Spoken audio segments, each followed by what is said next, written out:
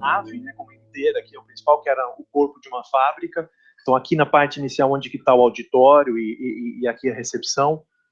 No teto são os painéis solares que o Maurício deve ter mencionado sobre o que a gente utiliza. A gente tem, num dia de sol, a gente consegue produzir 50% da nossa energia que a gente consome. Então, aqui na frente a gente tem as vagas que vocês pararam, são 100 vagas. Lá atrás a gente tem as vagas para funcionário, também tem um acesso por trás. E aqui na direita é toda a nossa área de serviços, que vocês também foram visitar. Tem um restaurante para 500 pessoas, mais a academia, serviços e toda a parte de serviço. Então, a gente fez, quando a gente idealizou a Melicidade, idealizou ela com 3 pilares. Um pilar é esse que está acontecendo aqui agora, é aproximar os nossos parceiros, aproximar os nossos clientes, aproximar toda a comunidade que gira em torno do comércio eletrônico, para participar e a gente estar fisicamente mais próximo. O Mercado Livre antes estava em Santana de Parnaíba, que seguindo na Castelo, entrando em Alphaville, eram mais 17 quilômetros, a gente está mais próximo de São Paulo, que é onde está a maioria dos fornecedores também. Então, um dos pilares é esse, é aproximar da comunidade, aproximar de todos. O segundo pilar, que é o pilar também que a gente, quando a gente fez, foi pensando nos nossos colaboradores. Então, é feito para encantar os nossos colaboradores, todos os serviços possíveis para os nossos talentos e potenciais talentos que a gente venha contratar, já pensando em expansão, ou seja, se vocês olharem, tem bastante espaço ainda para crescer dentro do que a gente tem. E o terceiro pilar é sustentabilidade, pensando no planeta. Então, a gente tem, além dos painéis solares, se você olhar do lado da caixa amarela, tem 2 caixas menores. Aquelas 2 caixas menores é caixa de reuso de chuva. A gente colhe toda a chuva que cai pelo teto, bombeia e utiliza a água da chuva. Lixo aqui 100% reciclado, incluindo lixo orgânico. Todo que a gente sobra de alimento do nosso restaurante, a gente faz recompostagem, vira adubo e a gente utiliza, além do lixo seco também, os painéis solares e todas as iniciativas. Então, essas foram, quando a gente pensou, montaram, esses eram os 3 pilares, só para dar um pouquinho do contexto para vocês. Deixa eu ver se está funcionando. Acho que esse aqui não está funcionando, né? Foi. Bom, esse sou eu. Então, eu sou Leandro Soares, eu sou responsável pelo marketplace aqui no Brasil. Costumo brincar com aquela foto do meu irmão, que não parece comigo, né? Foi o mais próximo que eu achei na internet de mim, foi esse cara aí. Aí eu peguei a foto e coloquei aí. E aí, então, eu sou responsável pelo marketplace aqui. Eu estou no Mercado Livre já há 5 anos. Eu tenho uma história, eu sou um consultor de formação e a gente, então, eu sou responsável pelo site do jeito que vocês conhecem, né? Então, falando um pouquinho de Mercado Livre em si, a gente vai falar um pouco sobre o Mercado Livre. Eu vou falar um pouco sobre o cenário do varejo online, falar um pouquinho dentro disso, quais são as tendências que a gente entende dentro do cenário, e depois a gente, acho que abre uma sessão de perguntas no final, né? Bom, falar um pouquinho da nossa história. O Mercado Livre vai completar esse ano 18 anos, então a gente vai se tornar maior. Então a gente vai poder dirigir e tudo mais, né? Quando a gente era criança, a gente gostava, né? Queria chegar nos 18 anos, agora fica falando, quando eu tinha 18 anos, né? Tá desligado, é um bom motivo. E aí fala assim, quando eu tinha 18 anos. Mas para uma empresa de internet, tem o seu valor a gente estar há tanto tempo dentro do e-commerce. A gente passou pela primeira bolha, então a gente é de 99. A primeira sessão que a gente teve as bolhas da internet foram aí no ano 2000, 2001. O Mercado Livre, nesse momento, consolidou o mercado. A gente nasceu um site de e-commerce, pessoa física para pessoa física, produto usado, essa era a nossa ideia. E sobre isso a gente construiu bastante outras funcionalidades. Nesse momento a gente adquiriu o eBay, na época no Brasil tinha adquirido um site que chamava eBazar, então a gente adquiriu o eBazar, adquiriu um que chamava Local, o Arremate, que todos que faziam mais ou menos o mesmo modelo, e depois a gente foi crescendo e somando novos serviços. Então a gente lançou o Mercado Pago, a gente lançou outras funcionalidades. Em 2006 foi o ano que a gente teve a primeira, que a gente passou a dar lucratividade, até então foi um período de investimento. Em 2007 a gente saiu para ser negociado, a gente é negociado diretamente na Bolsa de Nova York, até porque a gente tem presença em 19 países da América Latina. Ao longo desses anos também a gente foi lançando vários serviços, depois eu vou contar todos os serviços que a gente oferece, e eu acho que tem um ponto na história recente aqui, que é o ponto pelo qual a gente transformou boa parte e onde o Mercado Livre começa a acelerar a partir de então, que foi em 2012, quando a gente transforma nossas plataformas, transforma em APIs públicas. O que significa isso? A gente é de 99, então a gente desenvolveu em tecnologia de 99, que tem a vantagem da gente sair primeiro, mas tem a desvantagem que a gente desenvolveu na tecnologia que estava disponível, que não permitia integração. Ali era site, era totalmente fechado. Para você entrar, tinha que entrar usuário, senha, quisesse anunciar um anúncio, upload de foto 1, de 2, 3, 4, 5, 6, escreve o título à mão, escreve o valor, escreve tudo, envia, está publicado um anúncio. Se quisesse fazer 1000 anúncios, tinha que fazer 1000 vezes esse ato. E a gente tinha vendedores que tinham 5.000 anúncios utilizando isso. Ao longo dos anos, foram criando os anúncios e ia gerenciando. Em 2012, a gente permite integração com outros sistemas, permite conversas como a que a gente tem agora, permite que outras plataformas, como o RP Flex, se conectem ao Mercado Livre. O que você tem lá, ele fica espelhado diretamente na nossa plataforma, sem intervenção de ter que subir, upload, tudo isso você consegue fazer através das APIs. Isso faz com que o Mercado Livre de 2012 em diante muda muito a forma de você trabalhar e você consegue crescer muito mais rapidamente, porque a gente ficou aí quase que 2 anos reescrevendo a nossa plataforma. Falando um pouquinho então do Mercado Livre, o Mercado Livre ele é um ecossistema completo, além do site, a gente tem outras unidades de negócio, a gente tem uma área que chama Mercado Pago, que processa todos os pagamentos do Mercado Livre e também fora do Mercado Livre. A gente tem Mercado Envios, que é uma área de logística que trabalha na distribuição dos produtos depois que você fez a venda. A gente tem também uma área de publicidade, no qual você pode comprar publicidade dentro do Mercado Livre, displays gráficos, mandando, ou links patrocinados, mandando para o próprio produto no Mercado Livre, ou para o seu site, ou para qualquer outra página. A gente tem a área de classificados, que é um modelo de classificados como diferente do modelo de marketplace. Você anuncia o produto e não participa da transação, que normalmente é imóvel, automóvel e serviços. A gente tem também a área de mercado shops, que é uma plataforma de e-commerce para você montar a sua plataforma. Recentemente, quase 2 anos atrás, a gente adquiriu a KPL, que é um software de gestão focado em e-commerce, e com isso a gente consegue oferecer todas as ferramentas para quem quer começar no comércio eletrônico. Quem quer montar um comércio eletrônico, a gente consegue dar todo o ferramental. A pessoa precisa ter produto e uma ideia, um nicho, um produto, uma cadeia, alguma coisa que ele consiga ter um bom abastecimento.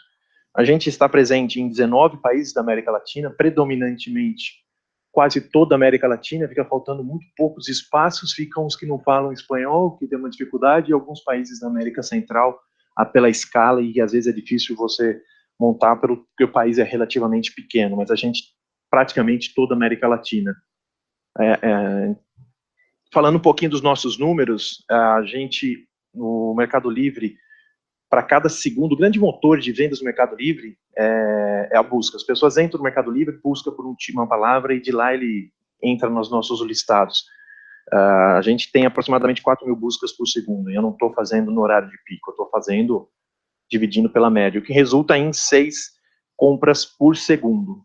Eu lembro que tinha gente que falava em algumas compras por minuto, então assim, e comemorava. A gente faz 6 por segundo no minuto, a gente faz 360.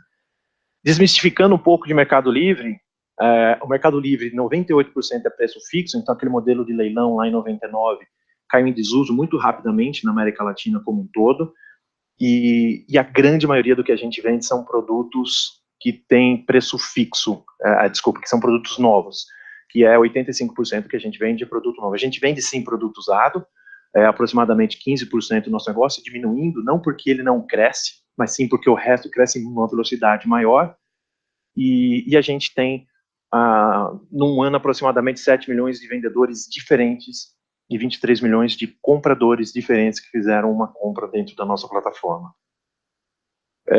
A gente vem crescendo um resultado positivo, a gente está no 41º trimestre positivo, costumo brincar que a gente está no nosso melhor trimestre, mas eu falei isso o trimestre passado, o trimestre anterior, o outro também. Espero que quando a gente anunciar o resultado agora, a gente está no nosso melhor trimestre, porque a gente vem num crescimento bastante rápido nos últimos meses. Um pouquinho dos nossos números, só para dar um pouquinho da dimensão do que é a companhia. A gente tem 160 milhões de usuários cadastrados, esses números são América Latina, então o Brasil é aproximadamente metade desse valor, significa que o Brasil tem 80 milhões de usuários. Se a gente pensar que somos 110 milhões de internautas, quase todos os internautas brasileiros têm um cadastro ou já passou em algum momento pelo Mercado Livre. O volume comercializado no trimestre foi 2 bilhões de dólares, um crescimento de 11% comparado com o ano anterior. Teve uma desvalorização do dólar, se a gente olhar em moeda local, em real, a gente cresceu 46%. A receita, então, a gente fica com uma fatia disso, que são 230 milhões de dólares, também crescendo 66%. Se a gente pegar o volume de mercado pago, que cresce à medida que o Mercado Livre cresce, e cresce fora, aí a gente está com um volume de 84%. Se a gente pegar só os dados de Brasil, a receita Brasil é 131 milhões de dólares no trimestre, que é o último que a gente divulgou, que dá um crescimento de 62% quando a gente compara ano contra ano. Então, quando a gente pensa que o e-commerce no Brasil vem crescendo 6, 7, 8, alguns institutos divulgaram recentemente 11%, o Mercado Livre vem crescendo no mesmo período 62%. Se a gente olhar a audiência, a gente está entre os principais sites do Brasil. É difícil você medir resultado, porque a maioria dos sites do e-commerce não divulgam o seu resultado, então essa informação não é pública. A nossa é, mas a maioria não é. Então, o que a gente compara é a audiência. Então, a gente utiliza um instituto que chama Comscore, que é como se fosse o Ibope do mundo online, ele mede a audiência. Então, esse número que você está vendo, quando a gente fala 91, é 91 milhões de pessoas diferentes acessaram o Google durante um mês específico, que no caso aqui foi junho. Então, a gente, tirando site de conteúdo, tirando rede social e buscador, o Mercado Livre é o primeiro site, quando a gente compara só quem faz venda. E se a gente comparar os demais, a gente tem, num mês, 42 bilhões de pessoas acessando o Mercado Livre, significa que praticamente, que o 41% significa 41% da internet no Brasil acessou o Mercado Livre no mês, e se a gente pensar dos que compram, aí a gente é mais da metade das pessoas que compram passam pelo Mercado Livre todos os meses. Se a gente olhar ao longo do ano, virtualmente todos passam pelo menos uma vez dentro do Mercado Livre.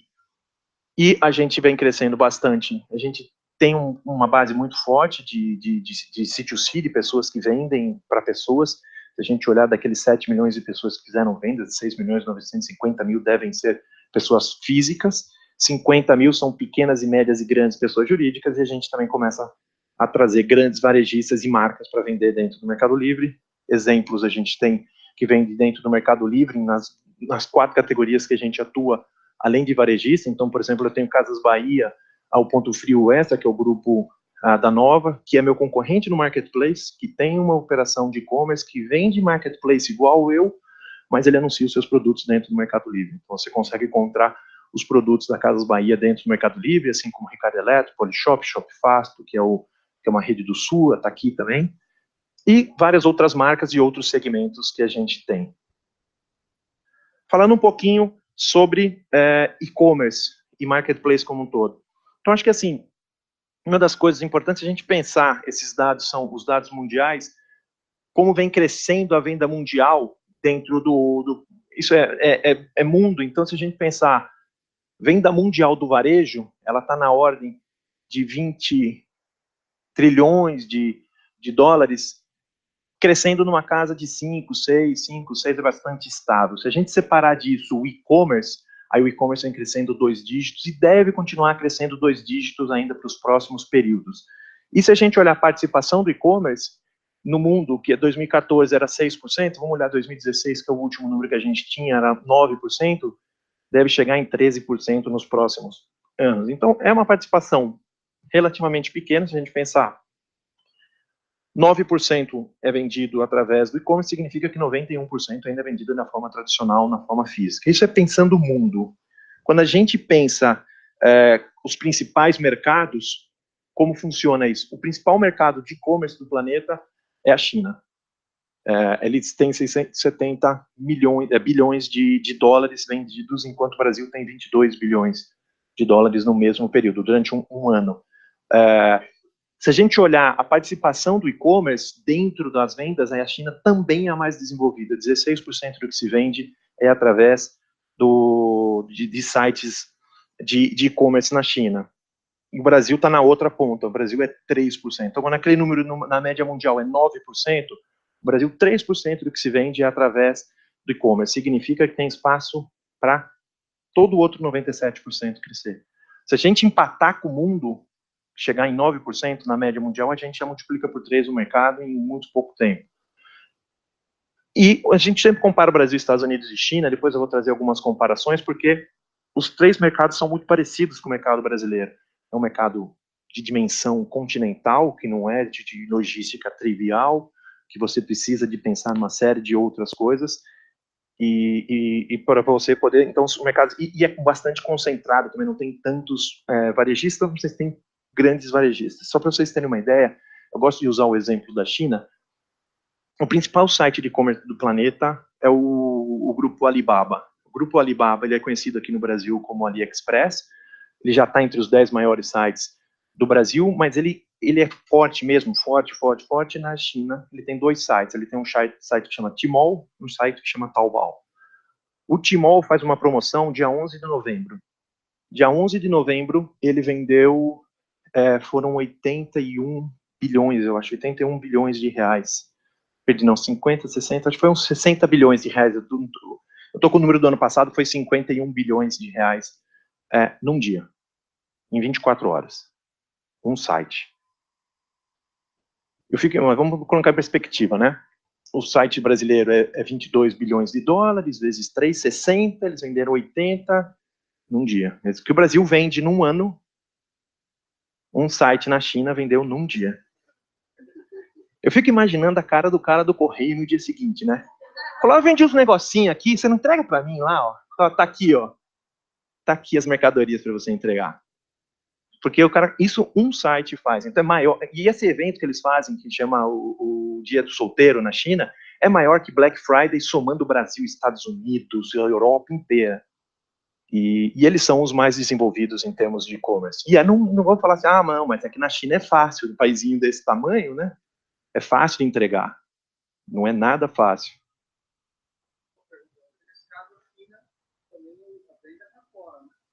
Não, é que o Tmall e o Taobao, ele é forte, é China para China. Na verdade, o site Alibaba, ele tem várias marcas. Ele tem a venda, ele tem o Tmall e o Taobao, que é da China para chinês. Eles têm um site que chama AliExpress, que é da China para o mundo. E eles têm o site original deles, que é o Alibaba, que é do mundo para a China. Então, assim, se você tem muitos caras que querem vender castanha do Pará para a China, daqui do Brasil, e consegue anunciar lá para alguém lá na China comprar. Isso é China dentro da China. Certo? Tem 1 bilhão de pessoas lá. Eu fiz uma palestra com uma pessoa do Alibaba, e ele falou assim, eu tenho 1/4 bilhão de usuários ativos. Cara, tá vendendo gente 1/4 bilhão de usuários ativos. Eu falei, tá, mas é ativo porque passou um dia no site, porque compra em média 50 vezes por ano. Eu falei, 50 vezes por ano? O cara fica 2 semanas só sem comprar, todas as outras ele compra 1 vez por semana. Na média, né? Na média. Eu fico pensando assim, gente, foi que mercadinho pequeno que a gente nasceu, né? Só tem 200 milhões de pessoas. Voltar para casa, né? Me chicotear, assim. Mas é porque, assim, é uma outra dimensão, é outro tamanho, é tudo diferente. E eles são mais desenvolvidos em todas as dimensões. Se a gente olhar... Funciona para esse tipo de coisa. Talvez até um dos motivos pelo qual o e-commerce é forte na China é porque a China não tem uma grande rede de varejo. Sabe, não tem é muito concentrado em pequenos comerciantes, essa que é uma das argumentações. Não tem o que a gente tem no Brasil, que tem um grupo como o Pão de Açúcar, que tem presença, tem um grupo como o Ricardo Eletro, tem um grupo como o Magazine Luiza, que você tem opção no mundo físico de qualidade para comprar. É tudo lojas pequenas. Aí quando entra um site, ele consegue oferecer muito melhor, principalmente para o interior da China, que aí não tem acesso a nenhum varejista. Se a gente olhar para o Brasil, aí as vendas do Brasil têm uma figura um pouco diferente, elas cresceram em 2015, elas apontam para uma queda, em 2016 uma outra queda, 2017 aponta para um empate técnico e depois começa a voltar a crescer a 2, 3, 4%. O e-commerce caiu, desacelerou, mas ainda vai manter 2 dígitos, pelo menos até 2019, e a participação, que hoje é na casa dos 3, quase 4%, vai chegar a 5% em 2019. Essas são as projeções para o mercado brasileiro. Se a gente olhar e-consumidores no Brasil, a gente tem hoje no Brasil aproximadamente 40 milhões de e-consumidores, significam que de cada 5 pessoas no Brasil, apenas uma compra online, uma vez por ano. Uma. Não é tanto, assim, a gente tem potencial de acessar. Eu costumo brincar, quando eu vou falar também, assim, para falar de potencial de Brasil, eu costumo brincar e vou fazer o teste aqui com vocês. Quantos de vocês já acessaram a internet na vida? Só para ver quem está acordado, né?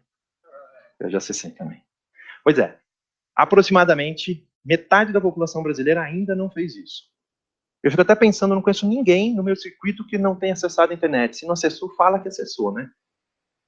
Mas assim, a gente tem 110 milhões de internautas no Brasil, significa que tem quase 100 que nunca acessou a internet. E acessa a internet como? Pela primeira vez. Na telinha do celular. Não tem R$ 1.500 para comprar um computador, mas com 250, R$ 300 você já consegue um smartphone que dá acesso para a internet. Aí você dá um jeito de achar um Wi-Fi aberto, pronto. Você já tem acesso à internet. Esse é o caminho pelo qual o brasileiro vem acessando muito a internet, que é uma das tendências que eu falo muito. Quais são as tendências que a gente vê no e-commerce? São 3 das grandes tendências. Primeiro, o mobile. Segundo, o comportamento do consumidor. E terceiro, o marketplace em si. Falando de mobile, quantos usuários de internet pelo mundo? Se a gente olhar no mundo, a gente tem aproximadamente, aqui dá 2015, 2 bilhões e meio de pessoas que acessam, quase 3 bilhões de pessoas que acessam a internet, a população do mundo é 7, então menos da metade do planeta acessa a internet.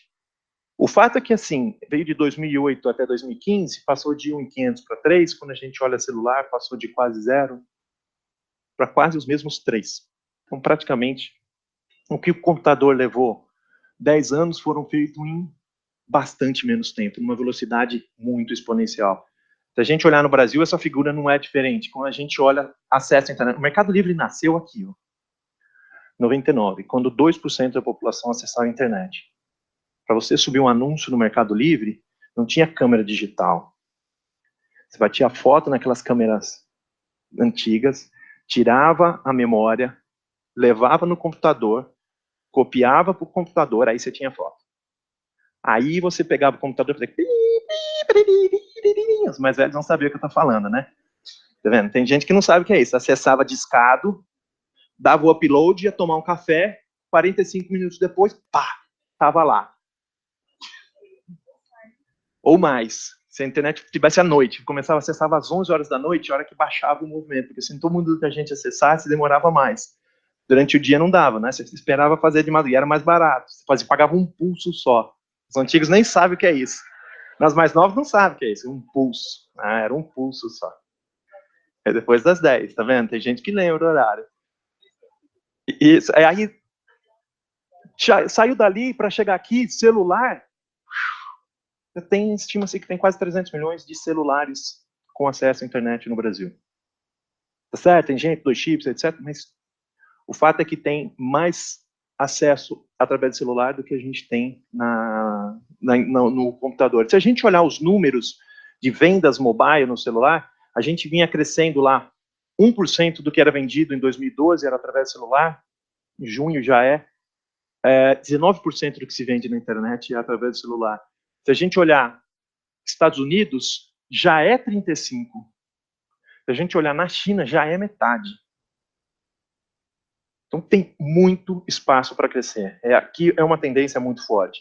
Então acho que celular é uma das coisas muito fortes. Outra coisa muito forte que é comportamento dos consumidores. Quando a gente olha para... Vamos pensar as 4 grandes gerações que estão ainda na ativa. A gente tem o que o pessoal chama de os veteranos, que são as pessoas que atingiram a idade adulta aproximadamente 63, quando tem a média de atingir a idade adulta. Depois teve o Baby Boomers, que atingiram a idade adulta nos anos 80. Tem a geração X, que atingiu a idade adulta no começo de 2000. E a gente tem agora a geração Millennium, que atingiu a idade adulta justamente agora. Se a gente olhar o comportamento, 64% viviam em cidades, passou para 86%. Aqui, 64% era casado na idade adulta, 1/3 é casado na idade adulta, inverteu, era 1/3 casado, agora é só 1/3 que não era casado, agora inverteu. Educação por gênero também. Aqui, se a gente olhar, 12% dos homens, 7% das mulheres chegavam na universidade. Aqui, os homens aumentaram muito, mas hoje tem mais mulheres se formando do que homem. Então, muda totalmente a forma de você, de quem está no mercado de trabalho. E se a gente olhar o emprego, aí não muda tanto. O que a gente percebe de cada uma dessas gerações? Então, a gente vê que enquanto a geração, comparar mais a geração Y com a geração milênio, é independente, a geração X é independente, é pragmática, a minha geração milênio está mais preocupada com o impacto global, eles são mais otimistas, são tolerantes, são mais preocupados em movimento, enquanto esses aqui economizavam, aqui, vamos comprar agora para pagar depois, aqui conservador, aqui é meu trabalho para gastar, eu quero dinheiro para mim, eu quero curtir também parte do meu momento. Aqui, até assimila a tecnologia. Aqui, utiliza para trabalhar e para entrar em rede social.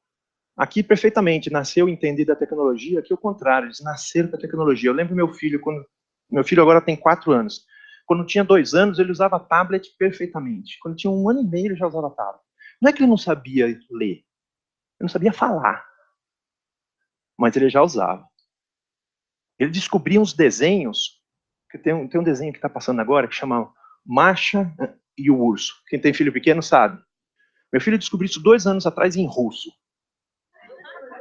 2 anos atrás ele já assistia isso, não tinha em russo. Depois apareceu em inglês, agora tem em português, mas ele já assistia.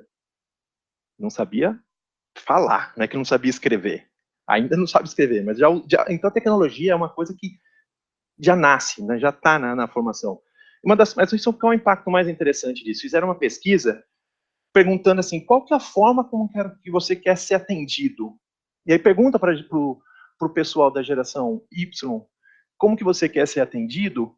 Desculpa, a geração, os veteranos, que eu traduzi como silent, 90% quer falar por telefone. Fala, me liga.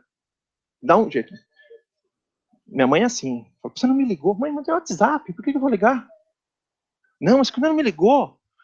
Você vai para o Baby Boomers, está escrito errado aqui, 64% prefere telefone. A geração X, 29% prefere telefone, mas pode ser mensagem, já está mais ou menos equilibrado. E aqui a terceira história. Se você pegar para uma geração X, fala, qualquer coisa, mas não me liga. Não me liga. Para que você vai me ligar? Tem internet, tem chat, tem mídia social, me manda um Twitter, mas não me liga. 12% é a pior opção de telefone. Isso muda a forma de você se interagir com o seu consumidor, muda a forma de você ligar e interagir, como que você fala. E esse povo é o povo que agora está consumindo, é o povo que agora entrou no mercado, é o povo que agora está, que é o seu consumidor. Isso muda totalmente a forma como você vê. E vem por aí, vem mais, que é a geração Z, ainda não puseram o nome. Quantos millennials trabalham com 2 telas ao mesmo tempo? A geração Z trabalha com 5 telas. Enquanto aqueles se comunicam com texto, aqui é com imagem. Enquanto lá eles estão focados no agora, aqui eles estão focados no futuro. Enquanto aquele povo é otimista, esse aqui já é mais realista. Eles querem ser descobertos, esse aqui quer trabalhar para ter sucesso. Eu tenho uma filha de 10, tenho um monte de filho, tá? Eu tenho de 2, eu tenho de 4, eu tenho de 10. Eu vou contar agora a história da minha filha de 10, que era justamente esse negócio de tela. Tem um dia que ela estava em casa, fazendo coisa, eu estava de férias, não tinha muito o que fazer, e ficava vendo vídeo do YouTube lá, assim, aqueles youtubers, não sei o que, vou fazer o contrário, vou dar um jeito de ela tirar um pouco da atenção dela disso aí. E ela falou, pai, eu precisava comprar sei lá, um celular, qualquer coisa, um fone, alguma coisa que ela queria. Eu falei, fazer o seguinte, peguei um bando de cartão de visita, coisa da outra geração, né, cartão de visita, mostrei para ela, nem sabia o que era. Peguei o cartão de visita, falei, tá aqui uns cartões de visita. Instalei um aplicativo para ela, que chama Kencard, para ela bater a foto, que ele digitaliza tudo, eu precisava atualizar, cadastrei o meu e-mail para ela fazer, falei, agora eu vou estar tranquilo, porque agora ela vai parar de assistir YouTube. Fui embora, voltei, quando eu voltei ela estava vendo YouTube, batendo a foto aqui do lado, e ainda conversando com a amiguinha no FaceTime. Ou seja, perdi R$100, ela continuou vendo o que eu não queria, e não adiantou nada da minha estratégia. Então, assim, essa é a geração que vem agora, eles são muito, muito, muito multitarefa. E a terceira tendência é marketplace. O que é o marketplace? Eu costumo brincar, mas assim, o que é o marketplace? O marketplace está para o mundo online, assim como o shopping center está para o mundo físico. Vamos fazer a seguinte brincadeira também. Se você for, eu fui outro dia para o interior e me chamaram para jogar bola. Não tinha na mala a chuteira. Aí pergunto para vocês, quantos de vocês acham que o shopping center é a pior opção para comprar chuteira em termos de preço? Certo? Onde vocês comprariam nessa situação? Shopping center. Peraí, gente, por que vocês vão no lugar que é a pior opção? Porque preço é uma das dimensões. O que o shopping center te oferece? Facilidade, estacionamento na porta, segurança, comodidade, certeza de que eu vou achar chuteira. Esse é um ponto importante. Não dá para eu entrar numa rua, falar assim, de comércio, ficar procurando onde está, não sei nem se tem, não sei nem onde que é a rua de comércio. Ainda mais sendo homem, eu não gosto de ficar procurando. Eu falei, fui lá comprar chuteira. Eu entro e compro chuteira. Mulher, quando entra no shopping para comprar um negócio, ela fala, é para cá, então eu começo por ali. Não é? E aí, na hora de sair, passa lá naquilo que era original. Esse já... quando eu nem lembro exato, quando eu não esquece o que era, o que eu vim fazer aqui mesmo, todas as sacolas assim, né?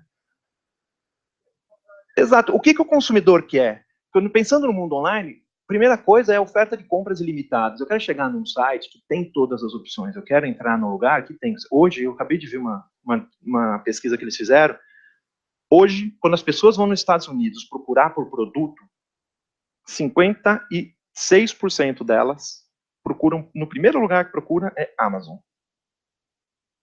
28% dão Google. O resto vai procurar nos outros sites, comparador de preço e todas as outras opções. Por que eles vão no Amazon, que é um marketplace? Porque tem ofertas infinitas. Eu sei que eu vou encontrar o que tem lá. Tem todas as opções. O Mercado Livre tem quase 40, tem 36 milhões de anúncios. Então, a probabilidade de você encontrar o que você está procurando é muito alta. Voltando para o shopping center. Por que as pessoas vão no shopping center? Porque eu sei que vai ter lá. Eu não sei. Alguém lá no shopping center pensou pelo consumidor e falou, vai ter uma loja de sapato, uma loja de roupa, uma loja... Ele distribui. O cara no shopping center, ele não deixa qualquer loja, um shopping só de um segmento. Ele faz essa curadoria.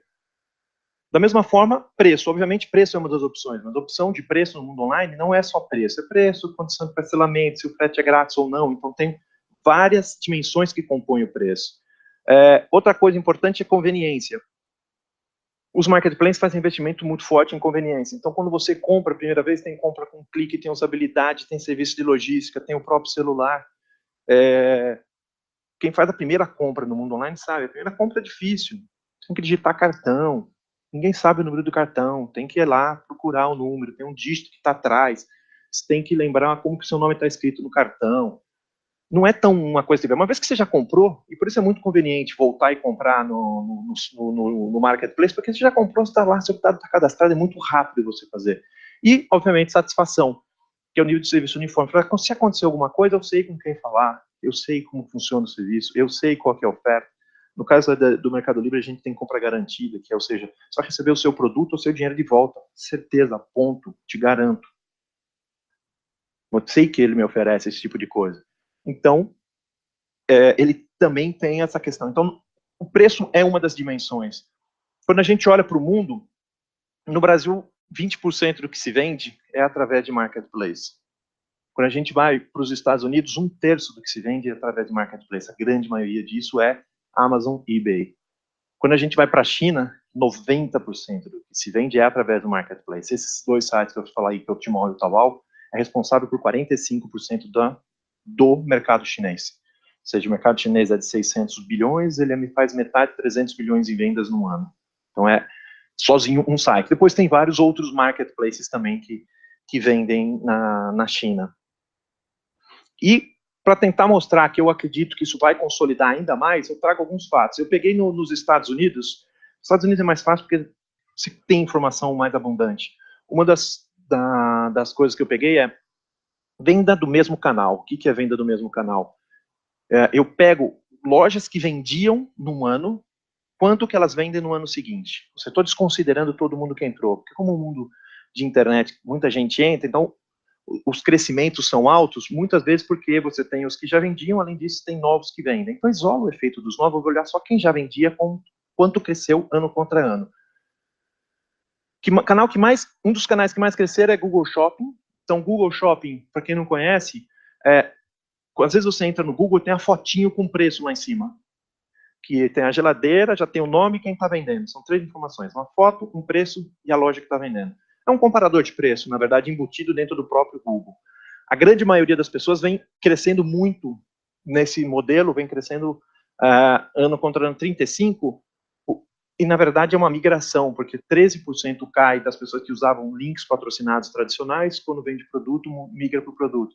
Se a gente olhar o combinado disso, eles crescem na média de 6%. Então tem uma migração com crescimento positivo. Quando a gente olha para marketplaces, a Amazon cresce 14% ano contra ano, o eBay cresce 3%, outros marketplaces crescem 44%, a média ponderada de 15%. Então, significa que marketplaces cresce numa taxa mais que o dobro do que outros canais. Comparador de preço eu nem coloquei, porque comparador de preço também vem numa decrescente, porque se o marketplace compara preço e ainda vende, o só comparar preço perde um pouco da sua função para o consumidor. Quando a gente olha outro dado, América Latina, a gente olha outros mercados da América Latina, a gente vê que já tem uma concentração muito maior de marketplaces em outros mercados. Se a gente for, por exemplo, para a Argentina, o primeiro lugar é marketplace, marketplace, marketplace, é um classificado que a gente poderia falar que é marketplace. No Brasil é o menos consolidado, mas é marketplace, marketplace, marketplace, marketplace. Na Venezuela, marketplace, marketplace, marketplace, marketplace, marketplace, marketplace, marketplace, marketplace. Aqui não, aqui esses caras são varejistas muito forte no mercado chileno. Tem uma presença muito forte dos varejistas ainda tradicionais. Depois você tem marketplace, marketplace, marketplace, marketplace, marketplace, marketplace e um varejista. Então a gente vê já que na própria América Latina a gente tem uma concentração de marketplaces dentro dos principais sites de cada mercado. E no Brasil não é diferente. Como eu falei, enquanto o mercado de e-commerce no primeiro semestre, segundo os shoppers, cresceu 5%, o Mercado Livre no mesmo período cresceu 62%. O Mercado Livre é o principal site, é o principal mercado e vem crescendo numa velocidade maior, então significa que os marketplaces no Brasil, que hoje é 20%, devem consolidar ainda mais e ter uma participação ainda maior através do mercado do e-commerce. Que é mais ou menos como a história do shopping center. Quando o shopping center veio para o Brasil, também falou, é tão mais cômodo, é tão mais prático, por que vou na rua se eu posso comprar? Assim, os varejistas, eles podem estar num lado ou pode estar presente no outro. Então, a gente percebe esses 3 fatos. As categorias que mais crescem, se a gente olhar no mercado, as principais categorias em vendas, em número de vendas livros, eletrodomésticos, moda, acessórios, saúde e beleza. Se a gente olhar no Mercado Livre, a gente tem acessório para veículos em primeiro lugar, casa e decoração em segundo lugar, calçados, roupas e bolsas, celulares e informática. Então, essas são as principais categorias do mercado e do Mercado Livre para a gente que estão impulsionando o e-commerce dentro do Brasil. Eu trouxe, por último, uma questão de ferramenta, assim, uma recomendação para vocês utilize sempre uma ferramenta para otimizar o seu processo, que está começando o seu e-commerce, começa já com a ferramenta de gestão. Tem software de gestão e de ERP, então assim, tem várias opções no mercado. O que você ganha com isso? Ganha escala, você consegue otimizar, você pode diminuir os seus custos, porque ele otimiza o seu fluxo, tem várias soluções, pensa na que cabe no seu bolso, tem soluções de todos os tamanhos, tem até opções que são gratuitas para você utilizar o ERP, então já nasce fazendo a gestão correta e também melhora a experiência do seu cliente. Por que melhora a experiência do seu cliente? Você sabe onde o produto está, você sabe onde o produto foi devolvido, não foi devolvido, tem toda a gestão completa, sabe o que está acontecendo, tem gestão do estoque, evita vender uma coisa que você não tinha, depois tem que correr atrás, isso gera uma experiência ruim, então isso acaba também ajudando bastante na gestão, para quem já está começando, já começa com as ferramentas todas necessárias. Bom, era isso que eu tinha para falar, exatamente, um pouco mais, até bati um pouco o tempo, e gostaria de agradecer a todos vocês, mais uma vez, obrigado.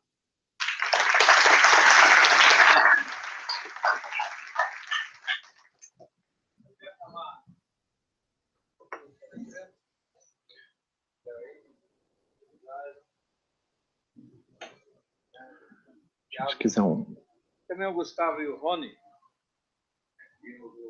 André também. E abrir para perguntas aí, antes do encerramento. Quer começar com uma pergunta para o Jairo? Onde é que está hospedado o Mercado Livre? Para mim? Não, a gente... você falou...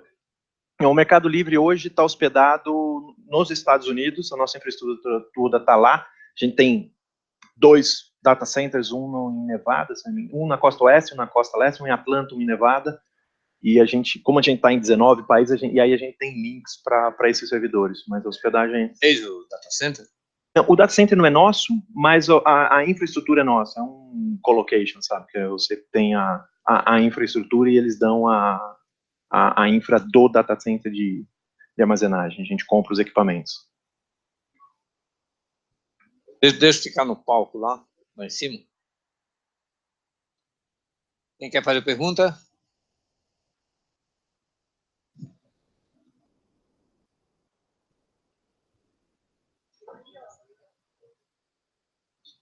Qual que é o maior departamento do Mercado Livre? O principal unidade de negócio do Mercado Livre é o Marketplace. Hoje o Marketplace é aproximadamente metade do nosso negócio. Em número de pessoas, nós somos uma empresa de tecnologia. Se a gente pensar em onde que está a maioria das nossas pessoas, é tecnologia. A gente tem hoje, se a gente olhar hoje, a gente tem aproximadamente, são 3.000 pessoas. Quantos desenvolvedores a gente tem? 1.200? 5.000 pessoas? 1.500. 1.500. São 1.500 desenvolvedores. São 5.000 pessoas na América Latina, aqui são 1.200 pessoas no Brasil. E a gente tem, em desenvolvedores, 1.500, a gente tem 5 centros: São Paulo, Buenos Aires, Montevidéu, São Luís e Córdoba, e a nossa infraestrutura nos Estados Unidos, que fica em Palo Alto. Isso, depois entra a atenção ao consumidor, a atenção ao cliente, ela que tem também um grande volume de pessoas.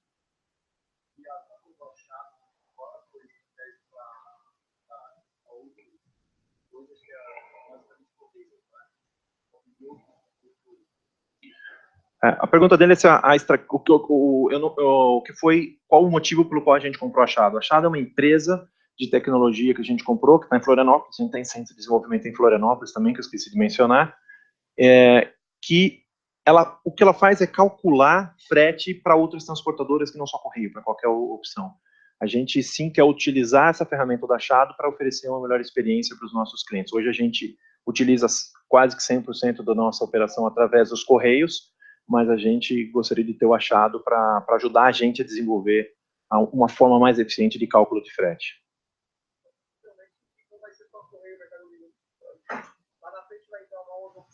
Hoje o Mercado Livre tem dois serviços. A gente tem um serviço que é o cross-docking, que é o serviço que eu entrego a etiqueta para você, e você leva nos Correios, ou Correios faz coleta, aí é 100% Correios.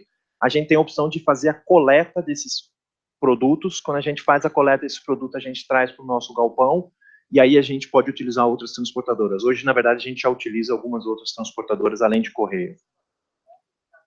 Hoje é São Paulo, hoje a gente faz coleta, hoje é só, e somente só São Paulo, a gente... Não precisa não, a gente tem um volume mínimo, mas dá para você entrar, se você tiver, a gente pede de 15 a 20 pedidos por dia para justificar que é um volume relativamente baixo, mas eventualmente você fala assim, mas eu estou de um lado de um que eu já vou passar, a gente estuda o caso de colocar vendedores com menor volume até.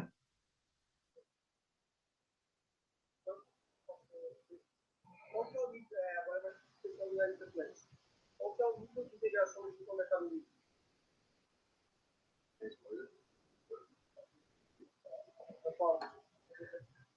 Até para falar das informações que hoje eu estou vendendo no Mercado Livre, tá?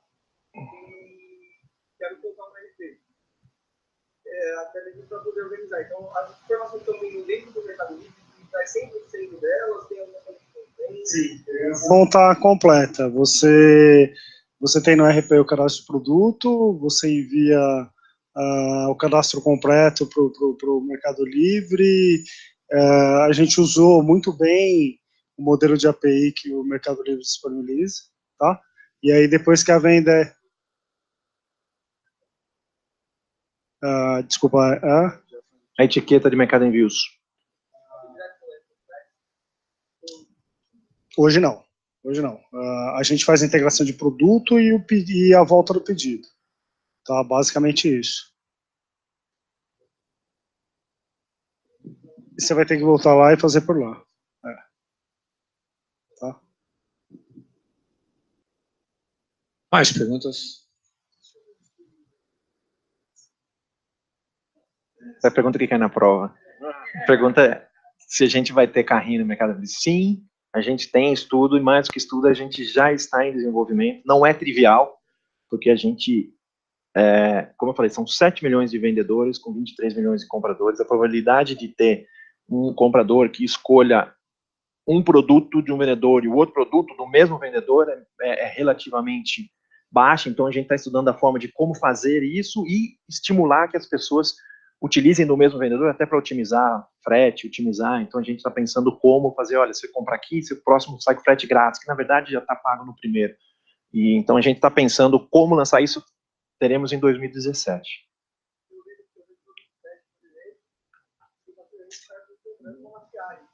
Exato.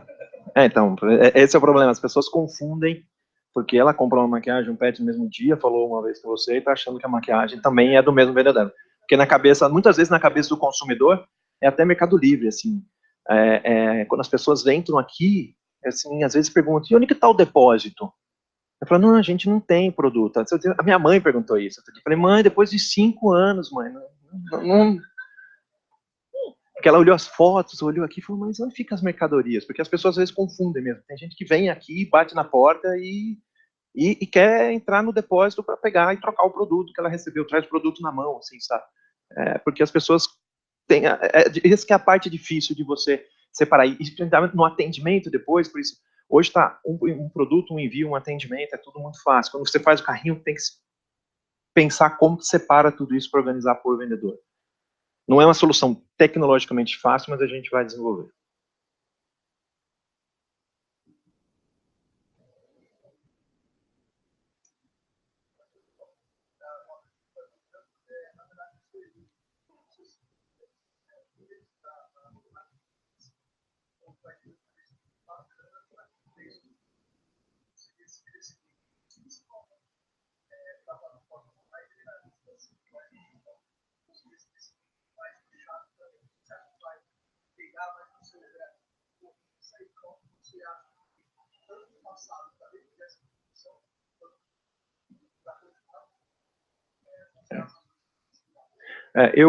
Eu acredito que o marketplace faz mais sentido quando ele é mais horizontal, tem mais categorias.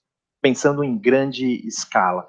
Obviamente, tem espaço para marketplaces de nicho. Se a gente for pensar, existe o que é o Uber? É um marketplace de pessoas querendo oferecer carona, super específico, e tem um sucesso super grande. Você tem o iFood, que é um marketplace de delivery, que também é bastante específico, mas cada vez menos essas coisas começam a fazer menos sentido, porque a pessoa quer resolver tudo num lugar só. Então, acho que para produto tende a ser mais horizontal. E perguntando assim, o que a gente acredita e onde a empresa investe para o futuro celular é uma das coisas que a gente muito fortemente investe, sabendo que isso é uma tendência muito forte. A logística, que além do mercado de envios, pensar em soluções mais e cada vez melhores em logística. Pagamento, não só para o Mercado Livre, mas pensando nas mais diversas formas de pagamento, pensando em pagamento através do celular, ou todas as outras formas de pagamentos que a gente tem. A tecnologia também, a gente investe muito forte, como eu falei, são 1.500 desenvolvedores, a gente cada vez mais quer mais desenvolvedores para a gente ter mais ferramentas de tecnologia. Acho que essas são as principais estratégias para o futuro.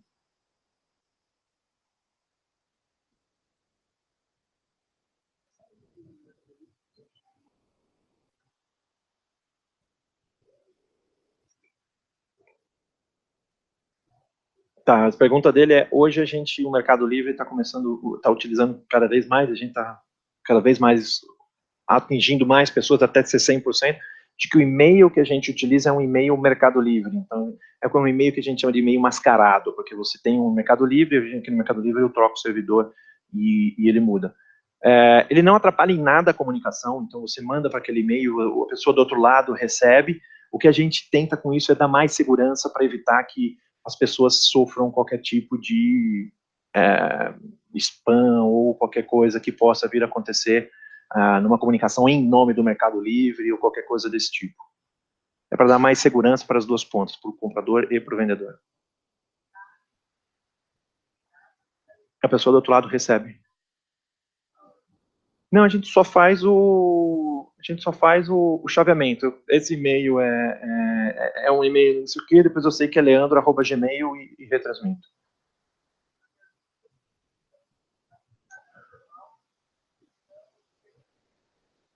Sim.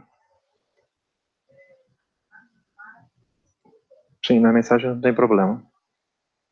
E-mail sim. E-mail pós-venda, você já comprou, já tem a transação, já pode utilizar ele normalmente.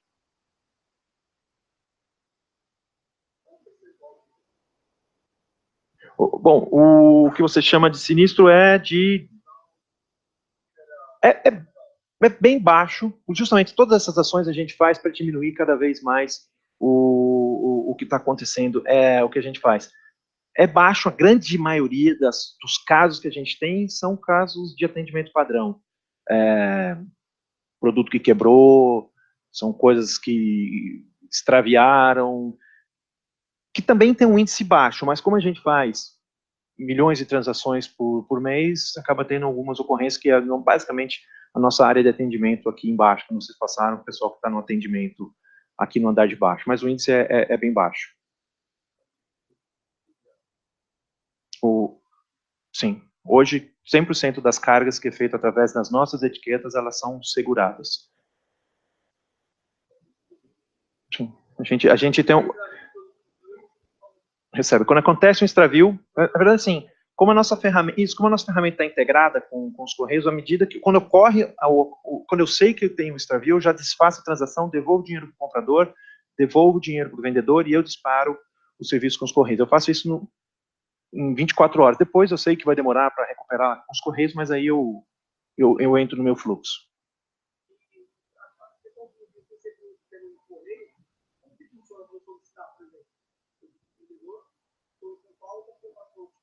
Tá, manda um e-mail para aquele e-mail que você tem aqui, comercial@mercadolivre.com, que eu coloco em contato com a área de coletas aqui do Mercado Livre. Bem? coletas@mercadolivre.com. Isso. Isso é coleta ou coleta, você sabe se é no singular? Coleta no singular, @mercadolivre.com.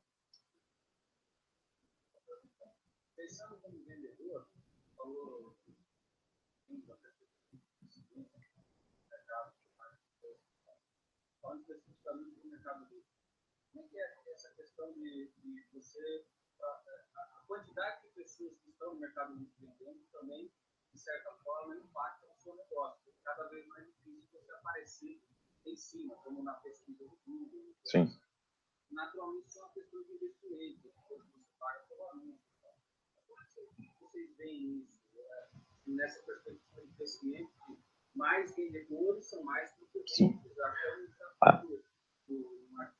Essa é uma das vantagens de ter 36 milhões de anúncios, é que para o consumidor tem 36 milhões de opções.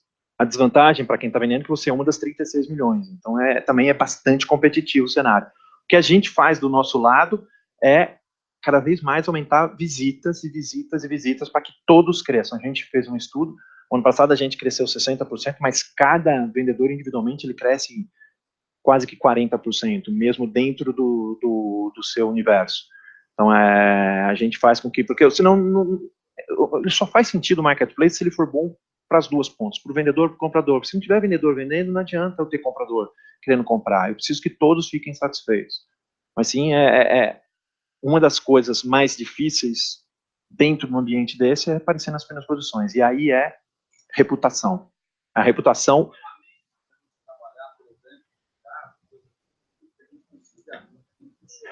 O Mercado Livre não mais existe no mercado pessoas que utilizam as nossas APIs para fazer justamente essa gestão. Se a gente entrar na nossa página do Mercado Livre, que é developers.mercadolivre.com, tem todas as empresas certificadas pelo Mercado Livre que oferecem ferramentas, incluindo ferramentas de gestão, que é mais um business analyst para você olhar o que o seu produto está, quanto que está, comparando o preço com o mercado. Mercado, eu falo dentro do Mercado Livre, que é quase um ecossistema completo, quanto que os outros vendedores do Mercado Livre estão vendendo, quem que está vendendo, e aí você consegue ter um direcional para você fazer a sua estratégia. Posso fazer uma pergunta? Pode. Dá para fazer hack? O que... Dá. Dá. Deixa eu falar, continua. Dá. Não, o que você chama de fazer? H1, H2, MetaTag, igual a Amazon está deixando de fazer agora. Não sei responder. Não sei porque eu não sei... Não, o que é fazer o... É você fazer SEO dentro do marketplace, entendeu? O que está assim, como a informação é pública, a API é pública, eu consigo simular uma busca e eu sei quem são os produtos que aparecem. Sabendo a posição, eu sei quem é a posição 1, 2, 3, 4, eu consigo saber a sua posição dentro do outro. Agora, fazer uma forma de você aparecer lá em cima só através da reputação. Tem vários critérios, tá? A reputação é o mais importante. Mas como a gente tem vários critérios, no critério de desempate, por exemplo, até quem responde pergunta mais rápido, a gente coloca na frente. Tem mais palavras-chave? Então, assim, quais são as palavras-chave? Porque, assim, eu costumo brincar, assim, você tem que saber, quando você faz a busca no Mercado Livre, você escolhe o título. E o título você tem que pensar na busca que o cara vai fazer. Então, não adianta ser tecnicamente perfeito. Por exemplo, monopod, Bluetooth para aparelhos, dispositivos móveis. É pau de selfie. Se você não colocar pau de selfie, o cara escreve pau de selfie lá, sabe? Tecnicamente tá perfeito, monopod, é um monopod mesmo. Assim, a galera quando escreve pau de selfie. Então no título tem que ter pau de selfie, Motorola, eu sei as marcas que eu quero. Às vezes você lê o título, ele é até estranho. O SH e não apareceu, não tem uma concorrente. É o jeito que o cara busca. Então busca, ele tem que ser avançado. Assim, o cara põe a marca, ele põe assim, porque você tem que pensar na busca. E a gente dá o ferramental para você saber quais são as buscas mais frequentes na sua categoria, para você ir pensando como montar o seu... o número de venda, sim, o histórico de venda do produto específico, quanto mais você vende, mais a gente coloca na frente. Porque assim, se a gente parte de pressuposto, se o cara vendeu 500 desses produtos, tem 99% de recomendação, para esse busca, é isso que o cara está procurando. Então a gente coloca ele mais em cima.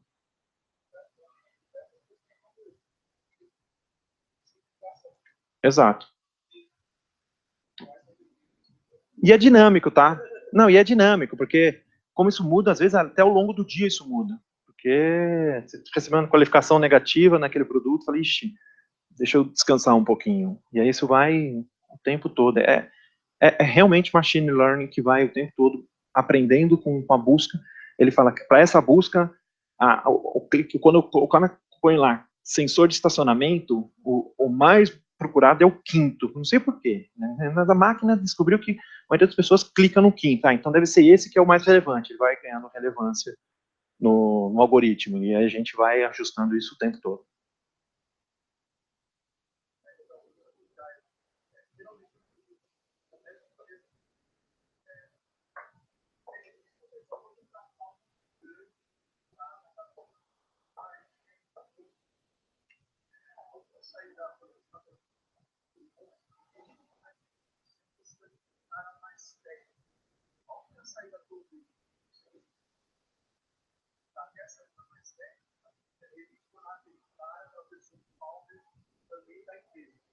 Se tiver alguma outra saída, esse é o caminho. Se ao invés de contratar uma pessoa que para fazer pessoas que nascem com aquela utilização,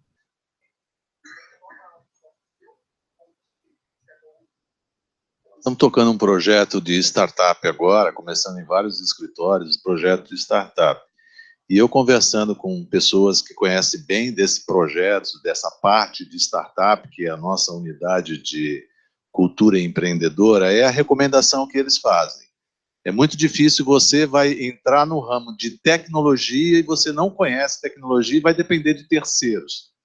Então, assim, depender de terceiros, contratar uma pessoa e ficar na dependência dele é muito complicado. Então, a orientação que normalmente se faz é tenta trazer alguém para o teu time e junto contigo, com o teu time, ser um sócio para desenvolver. Normalmente é essa orientação que o pessoal lá da cultura empreendedora, nesses projetos de startup, orienta.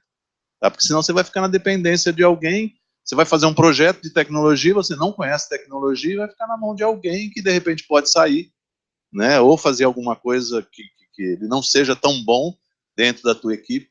Então é melhor trazer alguém para a tua empresa para poder crescer junto e dar a oportunidade dele ser da tua empresa. Inclusive no livro Dicas de Como Chegar Lá, eu falo que o segredo da boa gestão é dividir para multiplicar. No sentido de que, se a pessoa é técnica, ela deve contratar um bom gestor, uma boa pessoa de vendas, né, que é o mesmo perfil. Se a pessoa é boa de vendas, boa de gestão, tem um bom conhecimento de gente, tem que ter um sócio técnico. Não adianta você ter como sócio uma pessoa que é igual a você. Não está somando, né?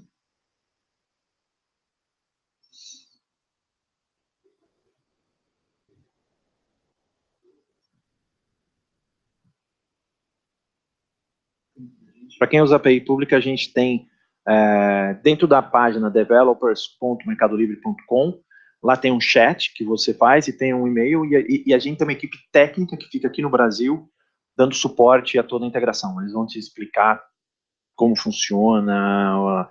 Dentro lá já tem várias SDKs prontas, em várias linguagens para você utilizar, e tem o próprio, tem um fórum que tem pessoas respondendo o tempo todo, você tem todo o suporte que precisa.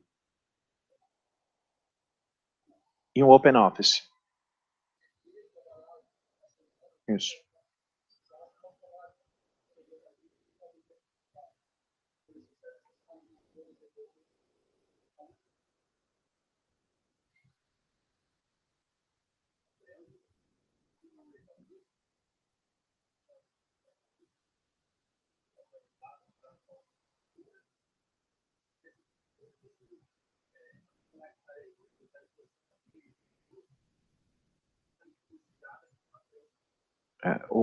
Essa é uma boa pergunta. A gente pede muito fundo branco, porque se você olhar o fundo branco, ele fica muito mais fácil de visualizar, até para fazer Google Shopping, para fazer todas as outras ferramentas.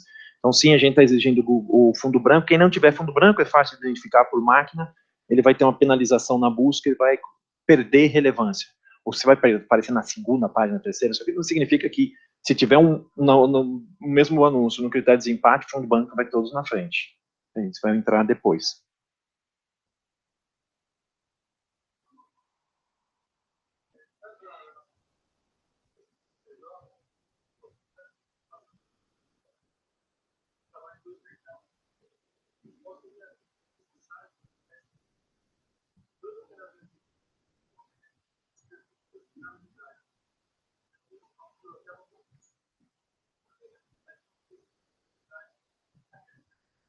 No site não tem. No site você tem que fazer as operações. Tem parceiros que podem fazer isso através da plataforma dele, falar isso é o mesmo CNPJ, o mesmo CustID, pergunta, vem de qualquer lado, integrar na plataforma e depois devolver no CustID. Mas no site realmente cada cust é um usuário, você tem que entrar com um login de um lado, um login do outro lado para poder operar um usuário ou outro usuário. Não, dá para um CNPJ dá para fazer 2 usuários dentro do Mercado Livre, 2 custs. Dá. Através da área de atendimento, você pede, explica, eles vão pedir alguma informação extra e você consegue. Dentro do próprio, você tem, não sei se tem acesso ao chat ou dentro do portal de ajudas, através do atendimento. Falar, tem um problema vendendo, aí você vai na árvore lá, vai ter algum momento que eles vão pedir essa informação de cadastro e você pede ou e-mail ou até mesmo através do chat.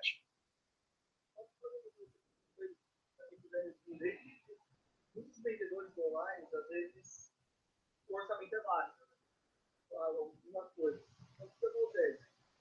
Eu percebi que tudo que eu estou fazendo, que algumas empresas têm tipo de trabalhar como se fosse uma loja, conforme a sua casa, com parceria. Isso dá para acontecer realmente para poder crescer ou qual é a visão uma experiência para passar para isso? Trabalhar com, por exemplo, meu fornecedor está próximo da minha casa, eu trabalho com a dele, eu vendo com a conta para poder ter. Isso é viável, não é viável? É mais uma parte de gestão, né? E de preço também, né? Você vai ter que ter um preço que seja superior ao preço dele. E aí se ele também tiver com uma loja, aí dificilmente você vai conseguir vender.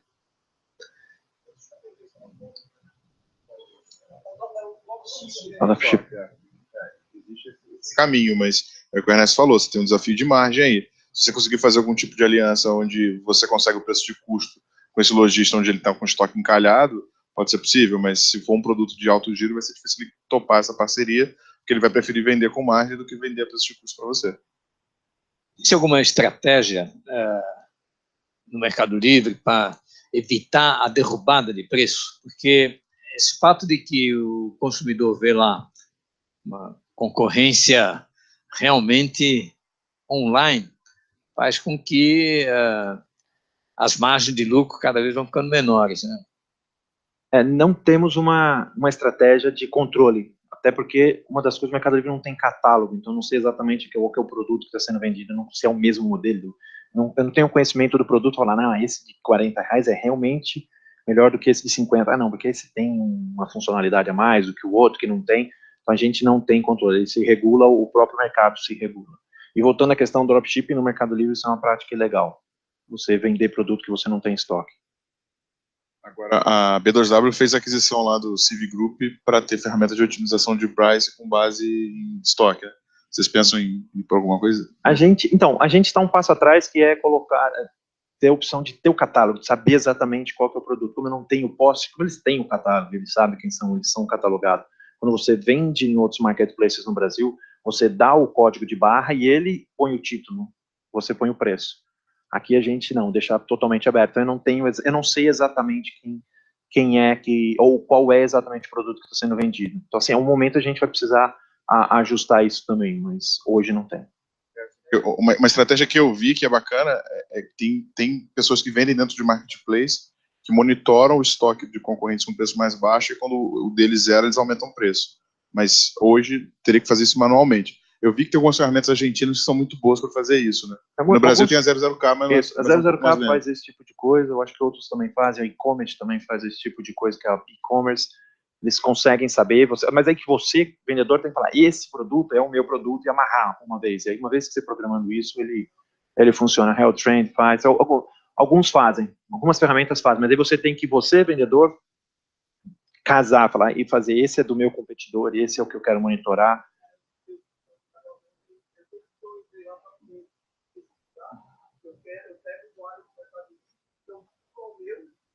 Tudo que ele mexe, eu preciso saber. Se não tem preço para levar seu preço, você estoque, abaixou o estoque. Então, em cima daqui, eu consigo trabalhar com os outros também, mas é muito manual. Não é nada automatizado. Você tem que amarrar ele de alguma forma. Ok, senhores, eu acho que Mais uma, a última pergunta? A última, então.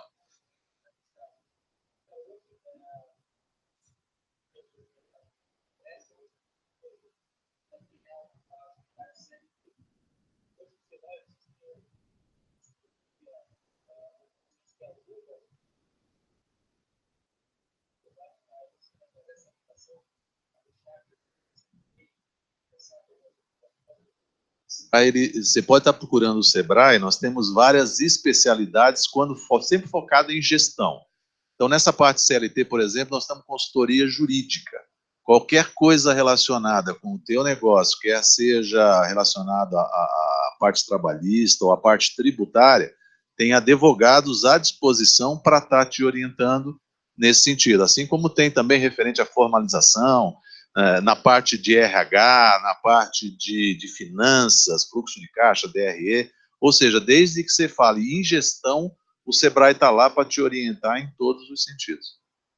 Tá? A reforma trabalhista também, que parece que eles vão agilizar agora, facilite esse aspecto.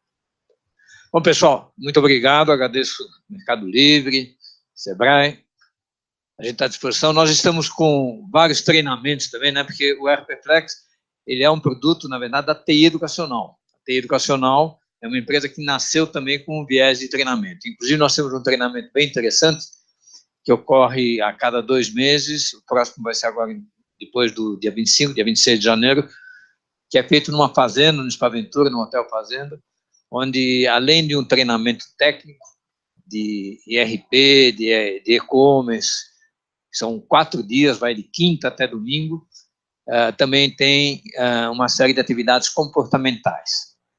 Então, nós focamos exatamente melhorar o conhecimento das pessoas. A gente agradece e esperamos nos encontrar em uma próxima oportunidade. Eu vou estar aqui distribuindo o livro, dicas de como chegar lá, mais um pouquinho aí de conhecimento das pessoas. Muito obrigado. E agradeço.